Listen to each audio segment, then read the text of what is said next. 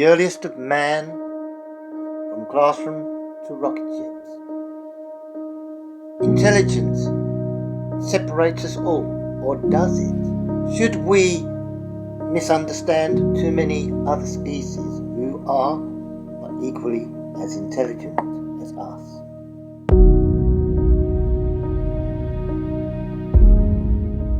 This is an awkward posterior, but I've just had to do a bit of re-editing, and the question is, do mice, bless their little souls, really deserve to share our existence? Now one wonders, they have intelligence. So, should we or should we not ignore that intelligence? Well, the basis of this show, however long or short it will resume, is to prove the intelligence of other species that are available to us as humans. And should we be treating them the way we are, or should we not? You decide through this whole show. I don't know. Now, you got little mices. They're horrible creatures, and people wonder about these creatures. And they wonder, are they viable? Well, let's be honest. These creatures have been here for as long as us humans have been in our various muses that humans have existed. And we've always been coinciding with such species as mice, squirrels. We eat them. Well, we did. So mice, they may have small brains, but let's be honest, their intelligence outweighs people's suspicions. Yeah, they may cover diseases, but then they may not. If you've got a little mousie, a field mousie, which in this area, mousies are likely to be a field mouse. Now, field mouse are a different colour, a different intelligence. They know they've got to survive. But when you get a little mouse, tiny little bugger, and they're fast little buggers as well, you're wondering, hell man, are we allowed to really capture these buggers? Are we gonna feel in ourselves? I know many of us are of a very suspicious background, but to deal with a living creature that's entitled to be sharing society and life and air with us, and space even, are we justified enough to turn around and say to the little vagrant, should we get rid of them or should we not? I don't know. I mean, let's be honest. Whether I'm going to get in trouble for this, see that? They're wild animals. Fish. Mouse are exactly the same thing. Reason I say that is because we cage mouse. We cage mouse. We cage the other species. Yeah, we cage these species. So this is what we do as a society. But one wonders, and I hope I can enhance the colouring on this, one wonders, now mouse are mouse, as they are, they are. I better do this. Not a bloody good thing. So, where we are, where we reside, we don't have any sundry coming in here. But yet, we're allowing mice to roam our habitat. our habitat. So one asks, should we truthfully ignore the intelligence of a mouse? One wonders to that degree. I don't really know. Because mouse would have been a part of our society. And mouse has been a part of our society for decades, generations. They're not as bad as rats, but they are an existing life form. Now, we're all about, as humans, are all about reserving and preserving life and all that what is living. We're looking, hell man, we're looking for life in the big vast universe. So you're looking at life in the big vast universe, and yet here we are trading existence by mouse, rats, other nasty little creatures that do sadly enough exist, that we deal with, that we share, spiders being one of those. Spiders are nothing, but when you come to a mouse, ew, that horrible, my skin is crawling.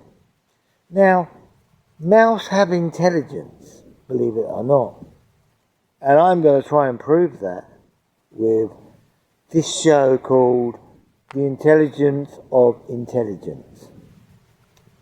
I know it's a weird one, because I want to prove to humanity that mice should not be ignored. Yeah, they're vagrants, they're viral, they may carry, well, they do carry diseases, but their brain, small as it may be, is very, very intelligent. Because they look at us when we feed them, or when we don't feed them. They look at us, most of them, and they're staring at us, thinking what we're going to do next and what they're going to do next. So, to me, that tells me that maybe only, mice have some kind of intelligence. Now, I'm going to do a show on this channel to see if we can prove the legal intelligence of such a species. I will never do that with rats. I'm not even keen on them. But yes, sadly enough, they are also entitled to be here like the rest of us. Of course they are. Rats, foxes, eagles, hawks, you name it. Every species that's living is entitled to be here because they've been here as long as us. Should we deprive them, truthfully, of their existence? Should we label them and say, oh no, mouse are bad. Oh no, rats are even worse, which, yes, they caused many problems in the old days, but we're far more advanced than that. But then you got mosquitoes, certain bees. There's so many species out there that can equally cause us harm. So, when you take a little mousey, yeah, everyone wants to domesticate them buggers. Not of them can be domesticated. Certain cats, yeah. Man's best friend is a dog, but yet even that is not actually safe. For the reason being, you get a dog, yeah. Now that dog, in certain parts of the world, may very well be on its own, yeah. So you got this doggy doing what it's got to do. Of course, they can be very dangerous to us, the humans, that feel that we are the royal leaders of society. But no, we're not. You got ants they outweigh us as humans. Now, I don't like ants. They're horrible little tiny little black things.